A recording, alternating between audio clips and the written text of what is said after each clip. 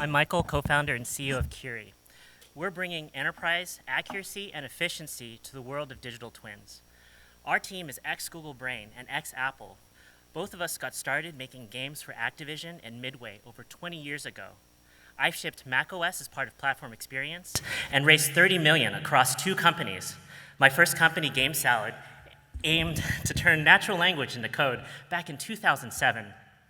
My co-founder, Andrew, spent 15 years at Google, where he joined Google Brain and Google X, and he worked on TensorFlow and Everyday Robots, Google Shopping, and Google Glass, now known as Android XR.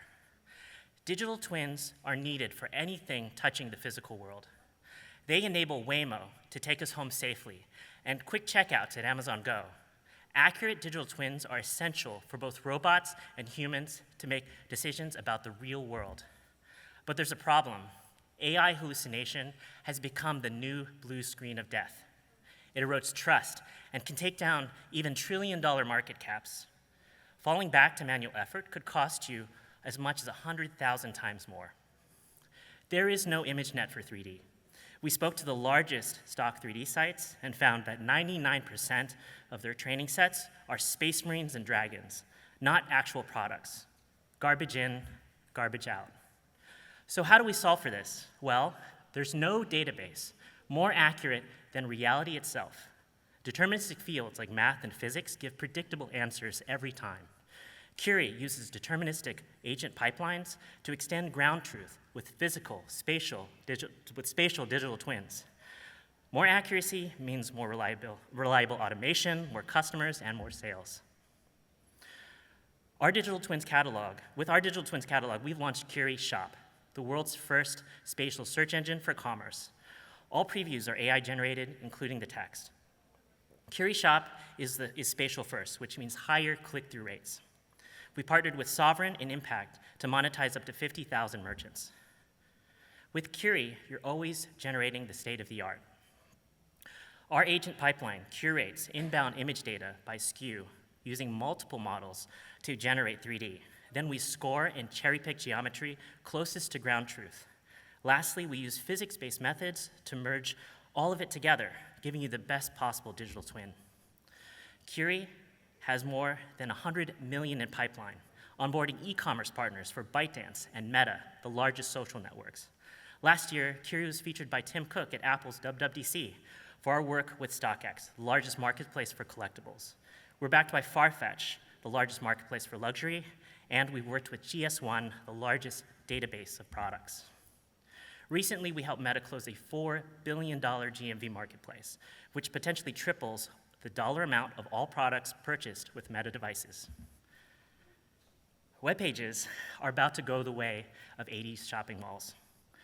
Our go-to-market takes advantage of the big reset to language models, cornering the market on product content.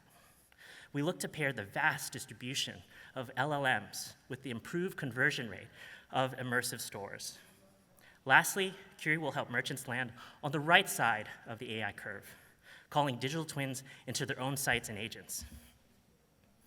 Our business model is a flywheel to digitize all 1 billion products sold online. It's really very simple. We reinvest revenue from B2B SaaS and commission to build a moat of high-quality digital twins and distribution through integrations, which in turn drives even more revenue, compounding our growth. In short, we're trusted by some of the biggest brands. We're bringing Google Brain Deep Tech to solve hard problems and build core infra for physical AI. We have a flywheel to build a moat of digital twins and an AI spatial distribution. Our customers understand the pain we solve, and some have even invested. Investors have already entered due diligence. We're expecting wires as soon as next week. We look to close our seed by the end of the month. Thank you for your time, and we'd love to take your questions.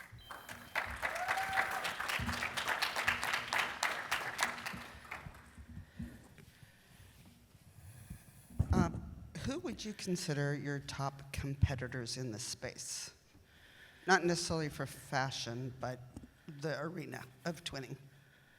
So I guess being first means a lot of things. You could consider a lot of our top competitors to be tools and other 3D reconstruction models. But however, I think of them as similar to the business model of Matterport compared to the business model of Google Maps, right? One is a monopoly, and the other is in a fractured market of Gaussian splats. I'm kind of curious, again, great presentation, really interesting problem set. You mentioned, garbage in, garbage out. Where are you getting your data? What's the data sources that you're using, and is it proprietary? How are you using that? Yeah, so I believe in a future where computers will tell us when we're hallucinating. And so, like in a court of law, sensor data, like photos and audio, is considered higher ranked evidence than hearsay. So just like how AlphaGo, the second version, beat one that was trained on all human games ever done, I think that it's possible to extend sensor data to become greater types of ground truth using our digital twins to be able to overcome that type of hallucination. To answer your question? Okay, so do you have a marketplace already, or are you planning to have it? I want to know like the use case that you're going for right now. So we've built a marketplace of marketplaces. So the first marketplace we have is in a certain vertical where that company owns about 30% of that vertical. And so we've built the bridge code to allow them to visualize the products, like the interface that was featured by Tim Cook for our work with StockX, and I think Natty covered it too. And we also formed the glue of the digital twins that would showcase, because most of those customers they're basically photography companies. Like they take a lot of photos, but they're not geared for 3D game creation. So it's a very different type of pipeline that has to be learned, very similar to the transition from real estate to photos. Now we are going from photos to digital twins. And we formed that bridge and that glue, just like Google Maps is that glue for location-based companies. Thank you. Can you take us a little through the business model in terms of how much you're charging for the companies? Is it per use case? Is it per like a license? Yeah, so we charge two types of business models. One is commission-based for high-margin sales. So for example, via affiliate, Adidas assigns 15%. So for a $300 basket size, we get $45. We also charge per SaaS, and we're able to leverage the amount that we make from commission into justifying our SaaS-based model. Because saying, hey, if you make this much, or if we're helping you double your sales, right, you might as well give us a cut in via your costs. And that's easier to police. Does that answer your question?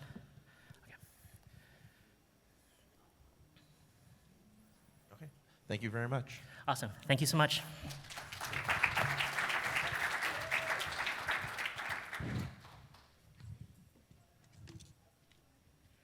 All right, if we can get the AV team to reset the clock up here. Next up, we've got Christine Schwarz with Virtual Roundballers.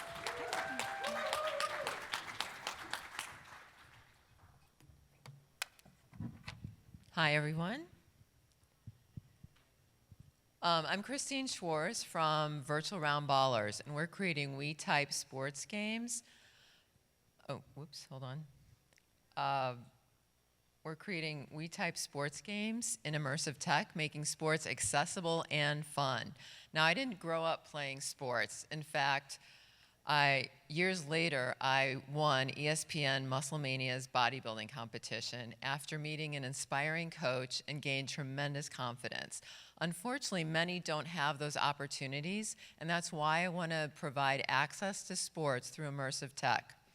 And sports now is booming. And especially in basketball, they have 3.3 billion fans around the globe, and that's a 50% increase in just the last 5 years. And especially we see that with women's sports, with the WNBA's popularity and women's college sports. But despite this despite the increased interest, people still don't have the time, access, or athletic ability, really sidelining potential players of kids and adults alike. But immersive tech is revolutionizing a new way to play and compete. But adoption will be dependent on compelling content. And Virtual Round Ballers has done that by leveraging its movement-based gameplay with accurate physics to create a real simulation of basketball. And when people have played it, they really feel like a player. And that's the embodiment that only VR can provide. And besides that, we offer inclusive gameplay through our adaptive AI, and we make it fun with trash-talking avatars, including male and female college players, WNBA, and NBA legends. And here's a short clip of our game.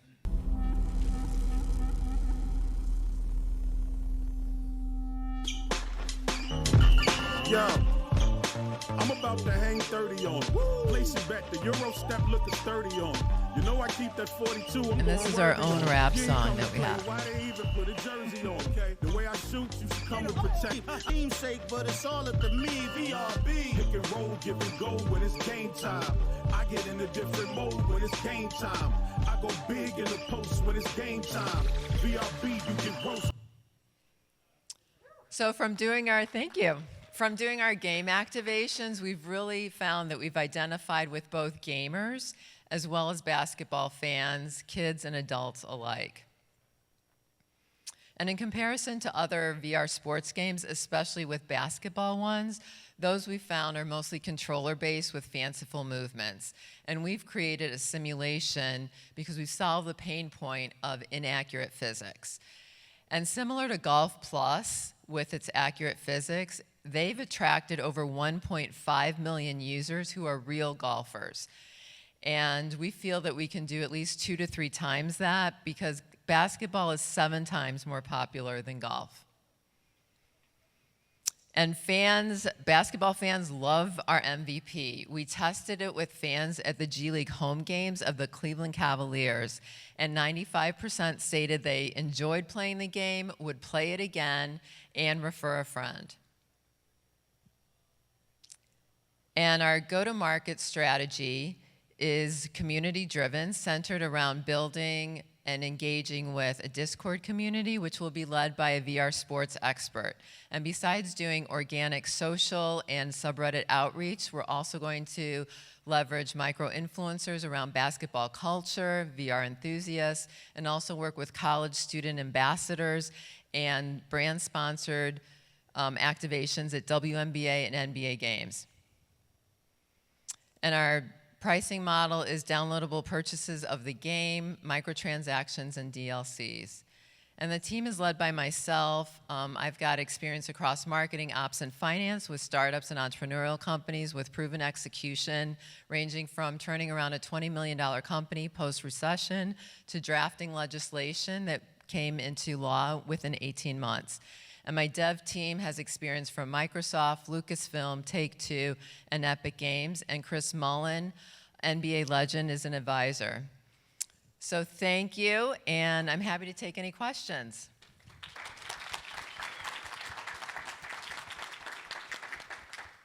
Thank you for the presentation. Thank you. The VR basketball scene is pretty competitive. There's a company you mentioned on your deck, Gym Class VR. Yeah. They've raised a good amount of money, and you know, they have official support from NBA and NBA teams and NBA, of course. How do you think you're going to compete without the NBA license? Well, I think because when we've tested it with different groups, they're like, this is a fun game. And that's from people who aren't basketball fans. And so I think that's the core of building a great game, is it has to be fun. And I think that's the reason NBA 2K is popular, just because of those players in the game, where we want to focus on a fun, engaging game where we can draw in people again and again. And theirs is built more for social interaction. They don't have any real basketball in it. And that's what I find, like most of the basketball games out there, where ours is based on natural movement as much as possible. Like our defense MVP, you don't press a single button. You're moving around.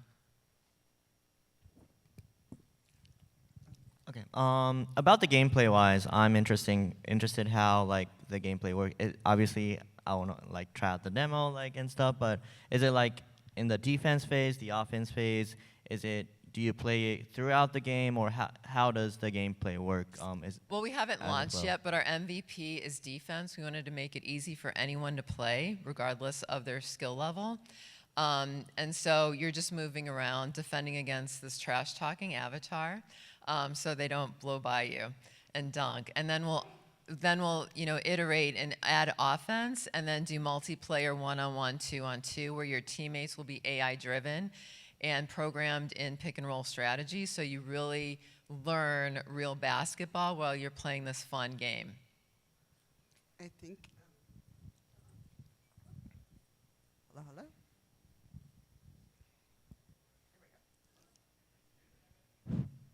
There we go. I think earlier on you said the we of basketball, right? Didn't you say at the beginning? In terms of our test marketing?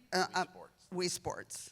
Oh, Yeah, we you mentioned Sports, that, yeah, because it's movement-based. Yes, yes. Yeah, inspired So, by that. Having launched that myself, precision is the most important part. Right. And if something is even slightly off, then the disinterest increases and people jet out. How are you getting your arms around precision? Because you get just one shot with people. And then I also would like to know who your main target audience is. And thank you for being here. Sure. Well, we do have, I feel like accurate physics. Early on, we met with the NBA front office licensing team and other members, and they said this is the best VR we've seen, and that was like our first scrappy MVP before even this one. Also a seed investor in a similar pro NFL license game told us our physics are better than theirs. So I feel like we do have the tech team to produce accurate physics. And then our target market is, we've found several use cases. Kids like it. I've had kids that have never played, are too shy to play because kids now are feeling bad about looking terrible in front of their friends. And so I feel like we can open up sports to a lot of kids who have no other option. As well as adults who used to play and miss league play because they don't have the time to do that with their busy careers and kids. And just opening it up to other people are bored at the gym, this is something fun to do, or a non-judgmental way to play a sport that they otherwise wouldn't try. Thank you. Thank you. Thank you very much. Thank you.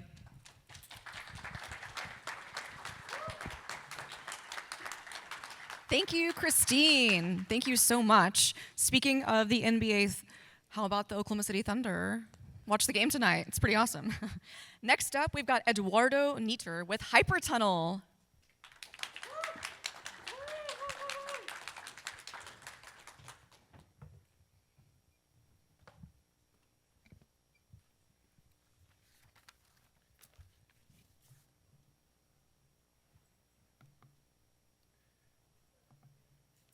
So first, thanks for the opportunity to be here. I'm Eduardo Neeter. I'm the founder of HyperTunnel. I'm going to brief you about our technology and our ability to access experts through space and time. So this is what's called a red ball situation. An aircraft overseas is about to take off, but in this case, the front wheel will not turn. There is a mechanic with the plane, but he needs an expert. He needs a specialist who's going to guide him on what to do. This is a very stressful situation. Time is of the essence. The mission is at risk. And more often than not, there is no expert in that part of the world that is available. So they can use HyperTunnel. An expert can help a mechanic remotely with good or bad connectivity, real time or asynchronously. On the left, what we see is a mechanic 3D scanning the plane to create a digital twin. On the right, the expert is immersed on the digital twin to gain complete situational awareness. And this is how it works. So the mechanic uses AR, and this is through a tablet or through lenses, while the experts are using VR. They all collaborate inside the corresponding digital twin. They are working like being next to each other. They can use annotations, diagrams, 3D models, anything they need. And All this interaction is recorded in a spatial context. So let me play the demo video. You have an issue overseas. You have an experienced airman facing an unfamiliar task. You need an expert to guide them on what to do. You only have a low bandwidth spotty connection. Now, imagine you can enable access to experts, anytime, anywhere. That experts could just appear at a work site, that you could bring the work site to the expert. HyperTunnel's mixed reality platform gives you that reach-back capability, allowing technicians in the field to see and collaborate with experts as if they were side by side. How? A technician scans a work site using an AR device, like an iPhone, creating a 3D digital twin. The expert immerses in the digital twin of the work site through VR, gaining full situational awareness. The two can collaborate asynchronously by exchanging hypernotes, a sort of 3D messages. Or if they have a good connection, they could place a hypercall and work in real time. The work site and the digital twin are synchronized, and digital annotations, such as photos, videos, arrows, etc., created in one place will appear in the other place in the exact same location. So let me park here because I lost some seconds at the beginning. So we just completed a contract with the Air Force, and we're working on the next phase. They have set a high water mark of 120,000 maintainers across the globe and up to 5,000 connections a day. We also have paid pilots with enterprise clients, and we currently have several leads with commercial airlines. We are the only solution that provides asynchronous collaboration, that generates an immersive digital twin of the worksite and provides a humanoid avatar on site. We leverage AI to capture knowledge and enhance the collaboration. Enterprise XR market is experiencing a rapid growth. Our initial go-to-market segments are expected to reach more than $1 billion by 2030. We offer a turnkey B2B solution for training and support. We are hardware agnostic, and our revenue is based on software licenses. We anticipate a typical deal to be around $500,000 in recurring revenue. So I first worked in XR in 1996 in a research lab in Japan, and that was science fiction kind of stuff. More than 2 decades of technology advances is the right time for HyperTunnel. We are a diverse team of engineers and business people, and the funding team has been working together for more than 7 years. We are raising our seed round and support the next Air Force contract and facilitate the next enterprise pilots. Happy to answer any questions.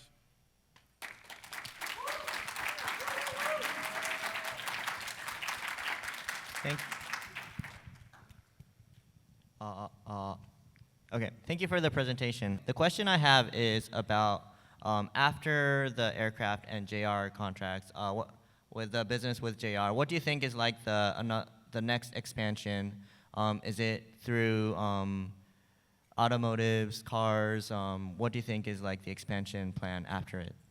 So we are concentrating right now with aerospace, so after the Air Force contract, right? So that's next will be what is called dual purpose technology when you get something from defense in the commercial airline, in the commercial space. So we have talked to commercial airlines. They see the portability of the use case, and that will be our next commercial segment to go.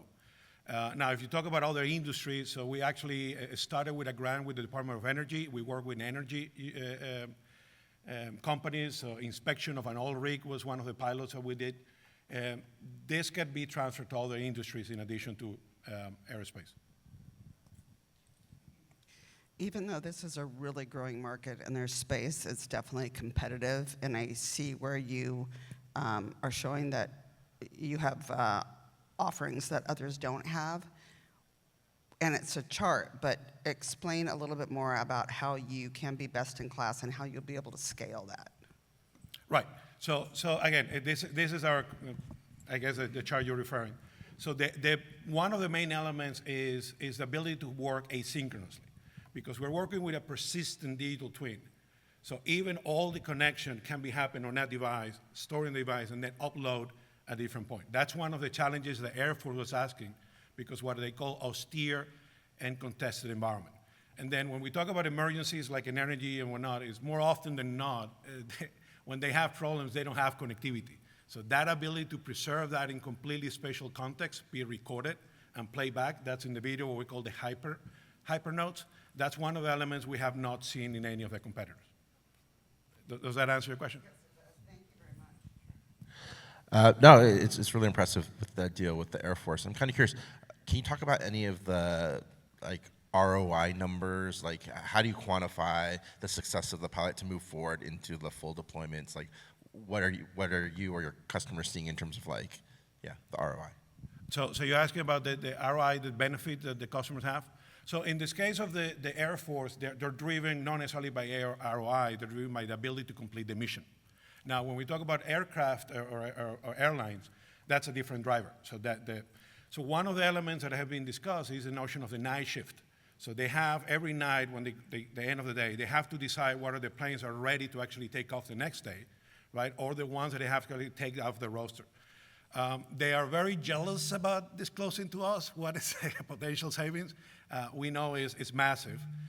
One of the elements that we're using just as a point of reference is if we can save 2 hours a month of a technician from our product, it's already paid off.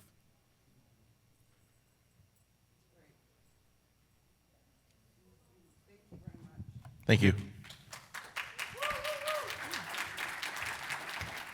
Thank you. All right, thank you, Eduardo. That was awesome. Next up, we have some amazing people. Nicole Day and Brian Brasch with Climb RX. All right, everybody, close your eyes. It's Saturday morning. Your kids are full of energy, and you're overwhelmed. You want to support their growth, but you want it to be fun, not a battle. So you open up My Sensory Journey. You sit with your kids and say, what do you want to learn today? How about how to tie your shoes, how to ride a bike, or maybe how to play the guitar? And poof, the avatar shows up and helps guide you through a lesson.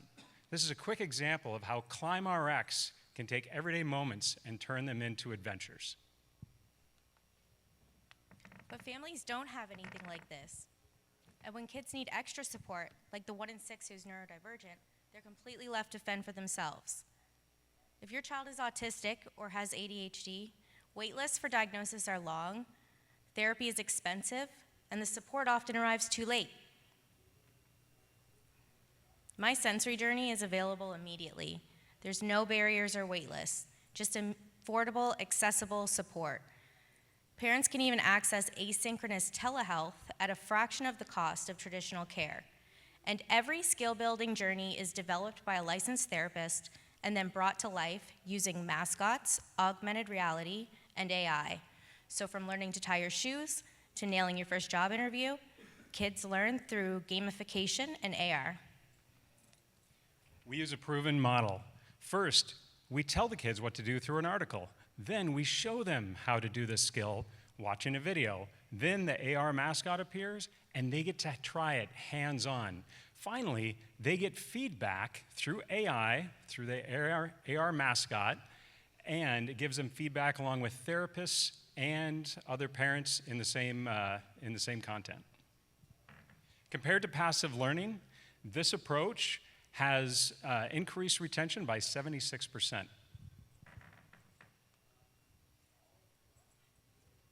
So we just launched yesterday here at the show, and we had a soft launch. Thank you. Super excited. We did a soft launch 2 months ago that exceeded our expectations. We already have over 3,700 members, over 60 verified therapists that have created 75 pieces of content we'll be turning into these sensory journeys. And in 2026, we'll be launching our asynchronous tools to closer connect the therapist with the kids. Our biggest differentiator is how we engage the therapists. They're not just app users, they're co-creators with built-in income, visibility, and direct family connections. This rewarding model fuels organic growth, attracts top-tier talent, and creates a self-sustaining content engine. We started with the neurodivergent community because the need there is urgent, and the support, well, it just isn't. So when we launched, we started with a 1 in 6, but the goal eventually is to go to the 6 in 6, because every child should have these tools available. And in 5 years, the goal is to be between 2 million to 3.3 million users worldwide.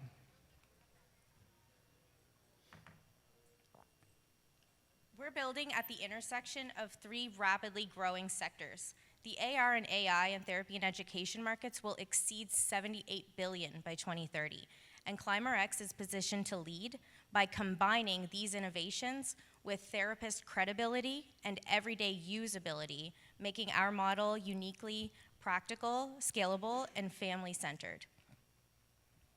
Our revenue primarily comes from subscriptions, ad revenue, affiliate sales, fees from the asynchronous tools, and eventually enterprise licensing. And our go-to-market strategy also starts with the people building ClimaRx, our experts. We don't only reward therapists for the content they contribute, but also for the families that they bring with them. So we're also scaling through strategic partnerships, social media, SEO-focused content, live events, and most importantly, thought leadership across the groups of therapists and parent groups in the United States. I'm Nicole Day, president. I have 10 years of experience building scalable educational content, and I'm leading the strategic direction of ClimaRx. I'm Brian Brasch, CEO. I'm also a CPA. I'm also the founder of PRX Performance, the 11th best-selling product ever on Shark Tank with over $250 million in sales. And Greg Santucci is our chief adventure therapist. He's a pediatric OT and a national speaker on child-centered therapy strategies. So we're seeking funding to accelerate our development and also grow the team and take us in this next phase of growth. We're giving parents and kids tools that they've never had before and making growth feel like a journey every step of the way. We're inviting you to help us take that reality worldwide. Thank you.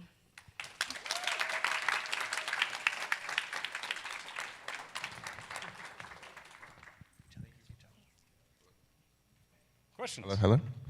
Thank you for the presentation. It's an amazing use case, and we're great to see companies and people using this technology for such an important use case. Very curious, though. You mentioned efficacy, and you mentioned like 76% retention. Is that monthly retention? Is that course retention? Like, can you take us a little through more of the details of efficacy and how well does this work? Yeah, I'm sorry, customer retention or the? Just efficacy. How well does this work? And you mentioned a Absolutely. retention stat, Yeah, but I'm it's just kind just- of what other Yeah, details? because currently the people out, when you just watch YouTube, the retention rate is around 12%, I believe. And when you use the multifaceted approach of reading and then watching and then doing and then receiving the feedback, it's phenomenal. Yeah. Did that answer your question? Sorry. Not necessarily. I mean, I'm wondering if you can just dig deeper into the product yourself, into ClimaRx, not like just the, is there any other proof that you have about efficacy of your product in terms of, is there a completion rate, or is there like, anything you can say, you've quantified what success looks like, how many people have completed X amount of courses, or whatever other, in addition to the retention stats. Okay. You want to tell? Let me take shoe tying here. Yeah. So I'm a pediatric therapist. I've been for 25 years. I can teach the majority of kids in my case on how to tie their shoes within minutes. Drives parents nuts because they've been trying for so long, but they're grateful for the service that I provide.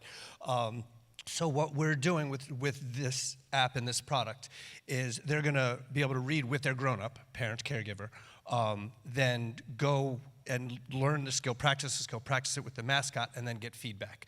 So that, as a clinician, that works all the time, and it's the skill that sticks. So you learn to tie your shoes, you check that box, you can go buy shoes with laces as opposed to just slip-ons. So that is what has been working for therapists for the longest time. It's just not just looking at it, it's actually doing it and getting that feedback. It also adds the caregiver component to it. So you're celebrating that skill, that new independence with your caregiver. That's what OTs have been doing for over 100 years. So that's the proof that we have that this actually works, then as opposed to just watching a YouTube video and trying to figure it out. I have a very random question. The creation of these characters, kids or adults get very attached to characters. They either do or they do not. Yes. How did you create these characters, and have you done testing with them? So we can both answer this. Yes. I designed the characters to all have their own unique personalities and have neurodivergent traits that the different kids can identify with. So Zippy the squirrel is hyperactive. He's full of energy all the time. He's running around. He is Greg. Sora the axolotl is shy. She's quiet. She doesn't talk a lot. She always wears her noise-canceling headphones. And Crashy the koala is like rough and rambunctious. He's got the Band-Aid on his knee because he's always bumping into things and he's clumsy. And Greg has some great feedback that he's received from the kids on his caseload. Yes. So I'm still a treating therapist and certified in sensory integration. So each one of these characters has their own sensory profile, and everyone in this room would be able to identify with some of the personality traits of these individual characters. Yes, exactly. So I have asked the kids, and you are correct in saying that they attach to these characters, because I had a little girl going, I am Sora the axolotl. I am Crashy the koala. And they latch on right away. And that's really where the learning is going to stick. Because it's not just putting it on the parent to teach the skills, that you have this companion that you're attached to go through it together. So strategically, it's based on different sensory profiles, but yes, it's that connection to the character that makes this a win. About the product itself, does the kid open the app, does everything through the app, or do parent and kid like pass the device back and forth? How does the interaction work throughout the product? So when we're talking about shoe tying, we're talking about younger children. So we definitely do want a parent involved in this.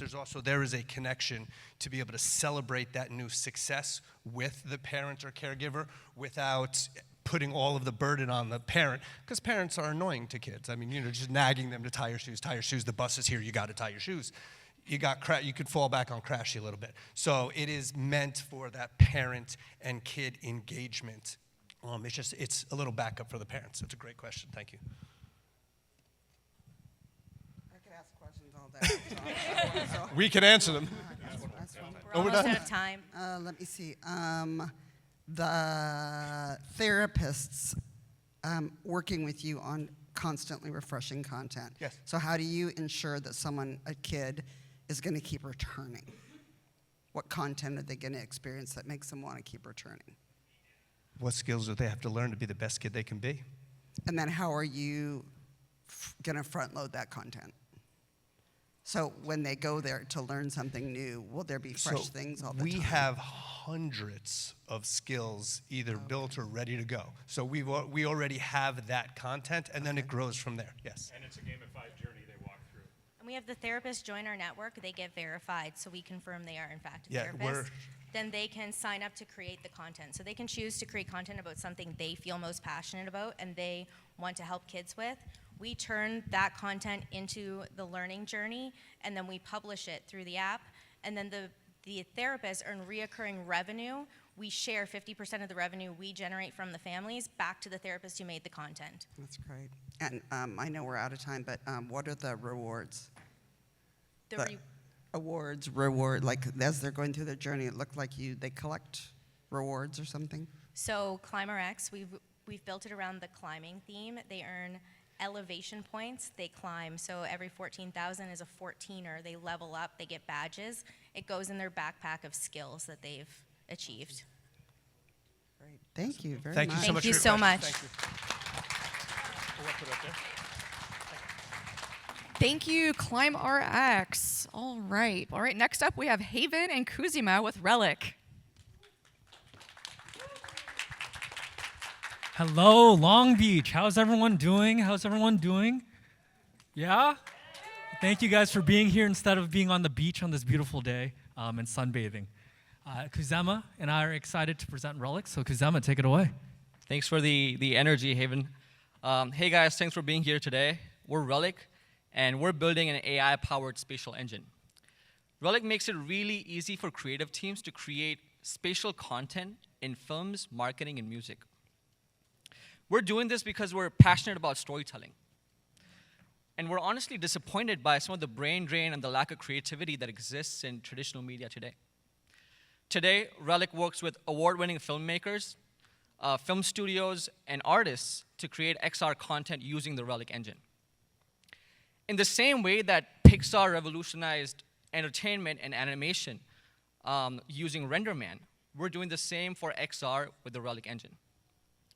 My name is Khuzema. This is my co-founder, Haven. My background is in computer vision. Haven's background is in machine learning and data science from Berkeley.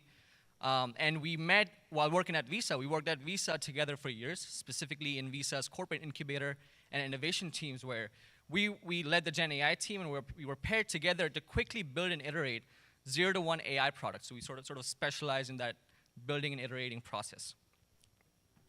Haven and I have also been lifelong indie filmmakers, and it was natural for us when XR came out, especially the Quest 3 and the Vision Pro back in 2023. We decided to experiment and build a new film, a new kind of film that no one has ever seen before. A film that exists in the viewer's physical space. It's interactive, it's deeply immersive, and it takes advantage of this new mixed reality technology that just got democratized. We also started seeing massive investments in this space, particularly from the biggest players. Everyone from James Cameron to Marvel to brands like Gucci, or artists like The Weeknd, they all want to create spatial content. So it was really interesting for us to play in this space. What we realized is that as creatives, it was super hard to use game engines. For us, to learn the game engine from the ground up was super difficult, and especially ship full end-to-end stories was almost impossible for us. Creatives want to create content for this space, but they're bottlenecked by software. They don't know how to use game engines. So what ends up happening is that the only people who can create content for spatial computing are the big movie studios, really lucrative studios, and big tech companies who can actually afford this. So if I want to go out and I want to create a 7-minute spatial experience, I at least need $25,000 in budget, and it would take a team of 3 developers almost 3 months to build it out. And so that's why we built Relic. Relic is the world's first and only AI spatial engine. We allow for anyone to create spatial movies and ads with AI, and there's no game development or technical knowledge needed. In turn, what this does is it saves time by 90% and can save up to $500,000 per XR project. What we've done is we've reduced the barrier to create with prompts and AI as opposed to game engine code, and you can see some of the things that we've created in this little GIF here. Now, how it works under the hood is that we've essentially stripped a game engine and simplified it with an agentic interface. So we took a bunch of 3D AI models and combined it all into a single platform where someone can come in, a creative, they can generate, they can animate, they can rig 3D assets, and then they can construct an entire spatial scene and story with Relic alone. And so we call ourselves the next Pixar for many reasons. The biggest thing is that we're inspired by Pixar and share the same roadmap that they did in their early days. So in the same way that Khuzema had mentioned, where Pixar with RenderMan completely changed the way that animation works with high fidelity and completely revolutionized entertainment, we are doing the same for spatial entertainment. In our months of operation, we've had major wins. We are already partnered with Emmy-winning film studios today and many other award-winning film studios as well. You can see some of our work live today already in the Relic app on the Quest 3. So we did a soft launch in March, and it's doing decently well. And the final thing is we have $75,000 committed that we actually can't fulfill until we fund our round. So there's a go to show that the creatives want to play in this space and they want to use our technology. So that's what we're raising today. We're trying to build the next state-of-the-art spatial engine, and that's our goal here. Thanks for listening, and happy to answer any questions.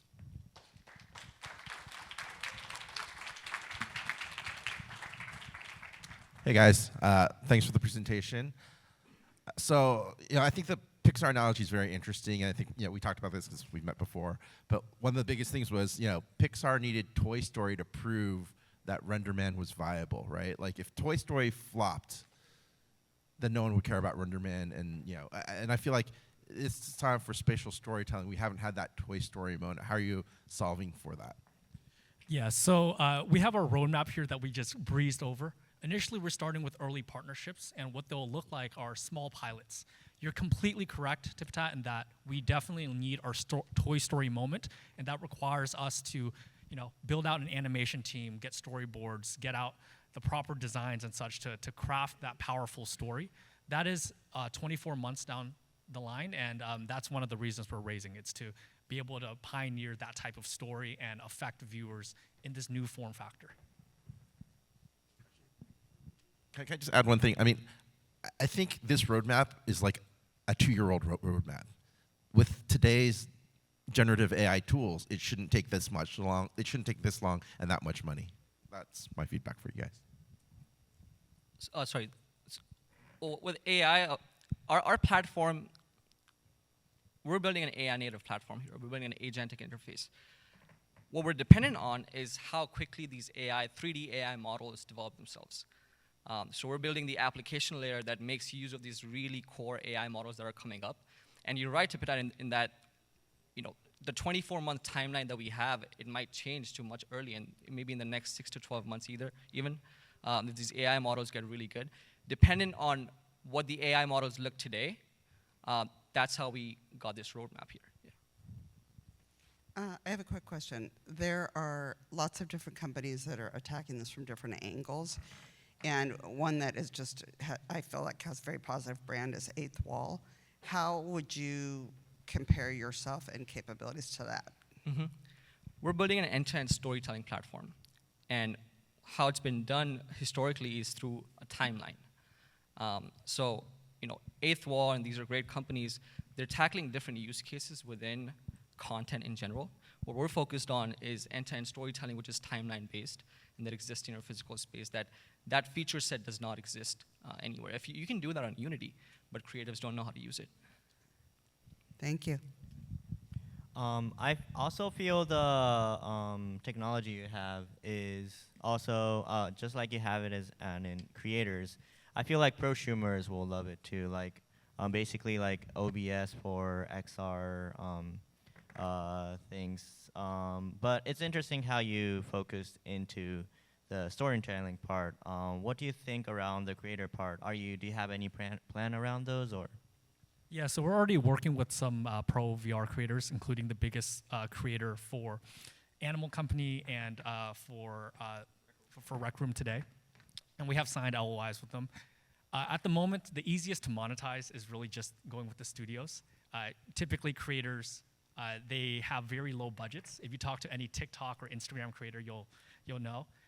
But eventually, our goal to hit mass market is to make the tool that simple, that a 13-year-old can go in, create an end-to-end story with whatever assets they find online or that they film themselves, and share it with the world. That is our vision, given that a lot of the user base right now skews young, and they will grow up using this technology. Okay. Thank you, guys. Thank you. Thank you so much.